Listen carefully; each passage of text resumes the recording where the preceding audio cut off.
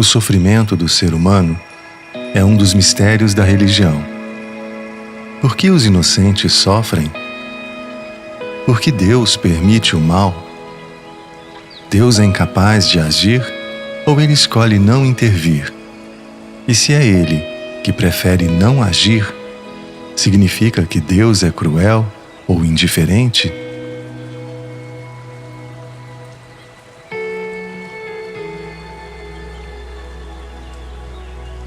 A Vedanta tira o problema das mãos de Deus e o coloca nas nossas. Não podemos culpar nem Deus, nem o diabo. Nada nos acontece devido ao capricho de algo alheio a nós. Somos os responsáveis pelo que a vida nos traz. Todos nós estamos colhendo o resultado de nossas ações passadas, realizadas nesta vida ou em outras anteriores. Para entender isso, devemos primeiro compreender a lei do karma. A palavra karma vem do verbo sânscrito kri, que significa ação, e também a consequência de uma ação. Qualquer ação que tenhamos realizado, assim como qualquer pensamento que tenhamos concebido, deixam uma impressão em nossa mente e no universo que nos rodeia. O universo nos devolve o que nós lhe damos. As ações e os bons pensamentos produzem bons efeitos. As más ações e os maus pensamentos produzem maus efeitos. Cada vez que concluímos uma ação ou geramos um pensamento, uma impressão fica registrada em nossa mente, como uma espécie de marca sutil. Estas impressões ou marcas são conhecidas com o nome de samskaras. Algumas vezes estamos cientes do processo de impressão e outras vezes não. Quando as ações e pensamentos se repetem, as marcas se tornam mais profundas. A combinação das ditas pegadas ou samskaras moldam nosso caráter particular e influenciam enormemente em nossos pensamentos e ações posteriores. Por exemplo, se nos irritamos facilmente, criamos uma mente raivosa que estará predisposta a reagir com ira, em lugar de responder com paciência e compreensão.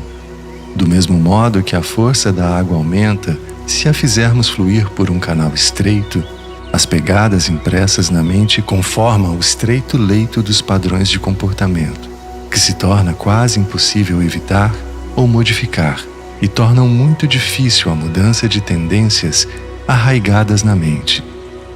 Nosso caráter reflete se nossos pensamentos predominantes são de amor, de bondade e compaixão. Quando emitimos pensamentos bondosos ou pensamentos cheios de ira ou mesquinhez, seu efeito, cedo ou tarde, voltará a nós. O efeito de nossos pensamentos e ações é como um bumerangue, acaba voltando a quem o lançou. Os efeitos do karma podem se manifestar imediatamente, anos depois ou em uma vida posterior, mas sem dúvida aparecerão. Enquanto não alcançarmos a libertação, viveremos e morreremos nos confins da lei do karma, a cadeia de causa e efeito. O que acontece quando morre uma pessoa que ainda não alcançou a libertação? Quando uma pessoa falece, a única morte que acontece é a do corpo físico. A mente que contém as impressões mentais dessa pessoa continua existindo depois da morte do corpo, e quando volta a reencarnar, o nascimento é de um novo corpo físico acompanhado da velha mente, com suas impressões ou marcas de vidas anteriores. Quando o entorno é adequado, os samskaras ressurgem na nova vida da pessoa. Felizmente, o processo não é eterno. Quando alcançarmos a autorrealização, transcenderemos a lei do karma. O ser abandona sua identificação com o corpo e a mente, recobrando sua liberdade original, sua perfeição e sua bem-aventurança.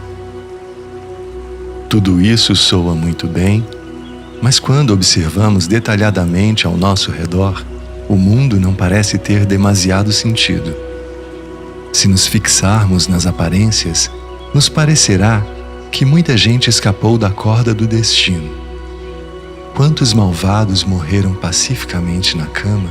Ou pior, quanta gente nobre e boa sofre sem motivo aparente, sua bondade castigada com ódio e tortura. Se somente observarmos superficialmente, a melhor conclusão que podemos chegar é de que o universo é absurdo e o pior, que é perverso. Isso se deve ao fato de que nossa observação carece de profundidade. Somente vemos esta vida, não as que precederam, nem as que possivelmente surgirão no futuro. Quando presenciamos uma calamidade ou um triunfo, estamos observando somente uma imagem de um filme muito longo, da qual não podemos ver nem o princípio, nem o final. No entanto, o que sabemos é que cada um de nós, sem nos importarmos com o quão perversos foram nossos atos, depois de passar por muitas vidas e austeridades, realizaremos nossa própria natureza divina.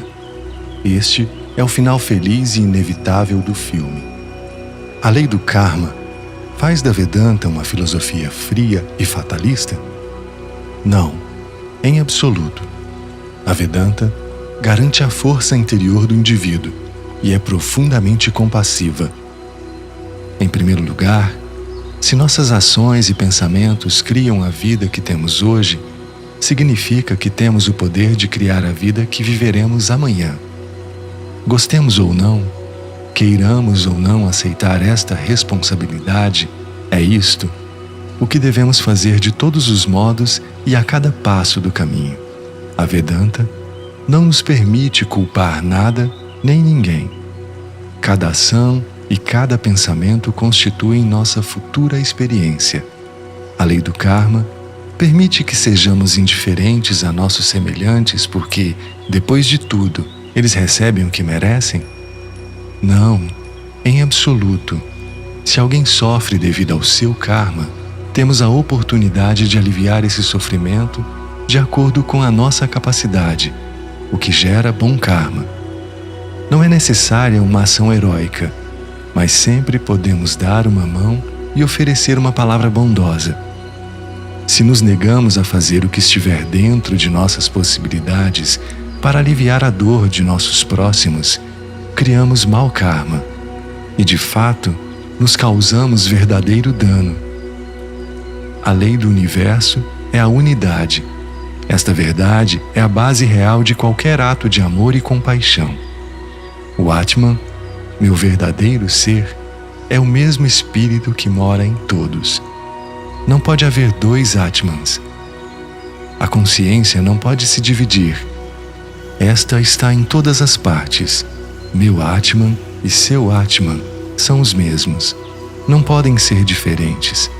Por esta razão, a Vedanta diz: ame a seu próximo como a si mesmo, porque seu próximo é o seu mesmo ser.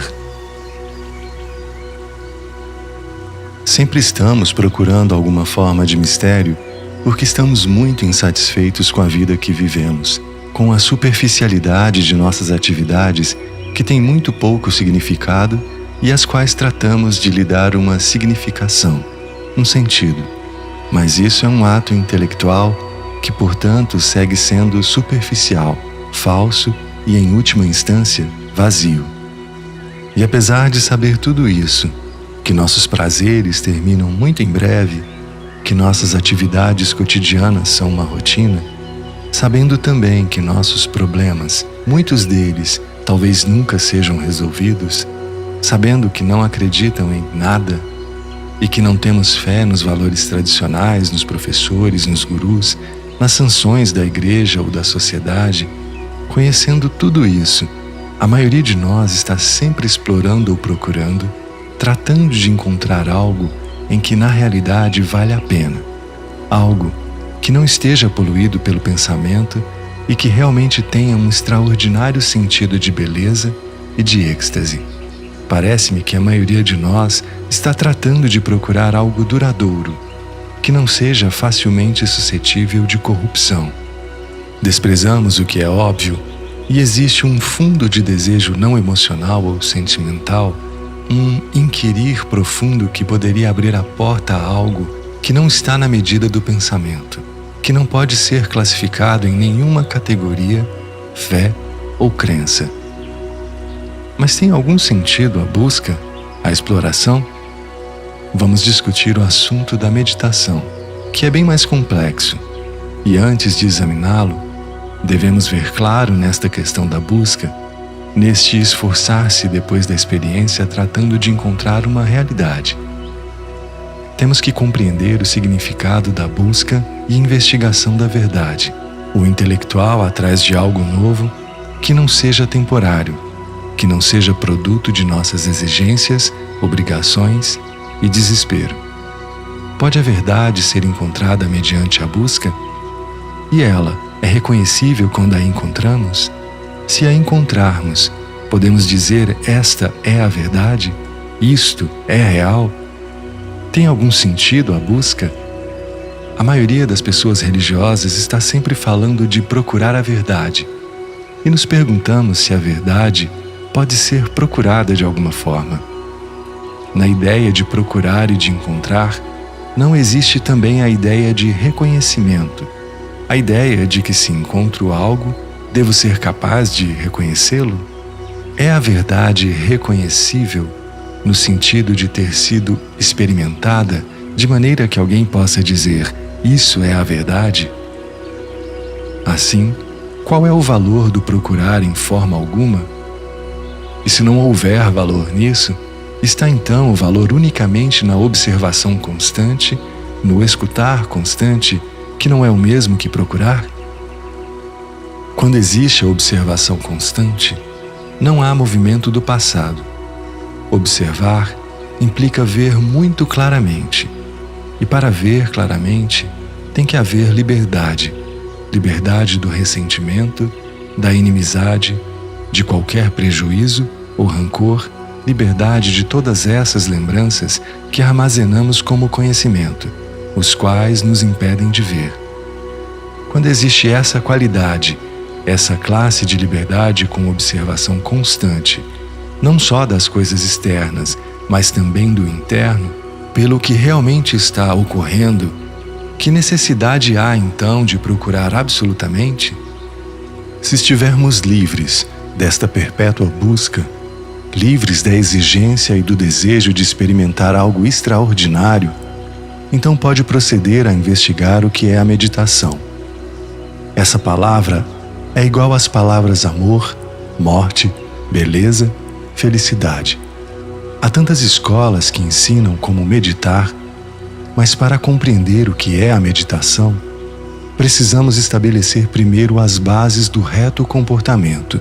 Sem essas bases, a meditação é realmente uma forma de auto-hipnose.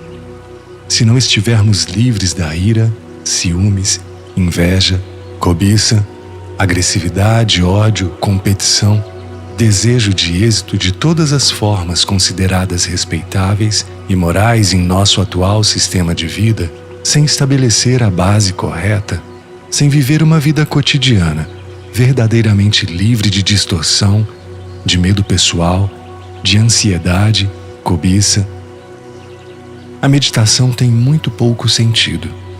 Estabelecer essa base é de suma importância. Interessa-nos uma vida completamente livre de temor, uma vida que seja capaz de um amor profundo e duradouro.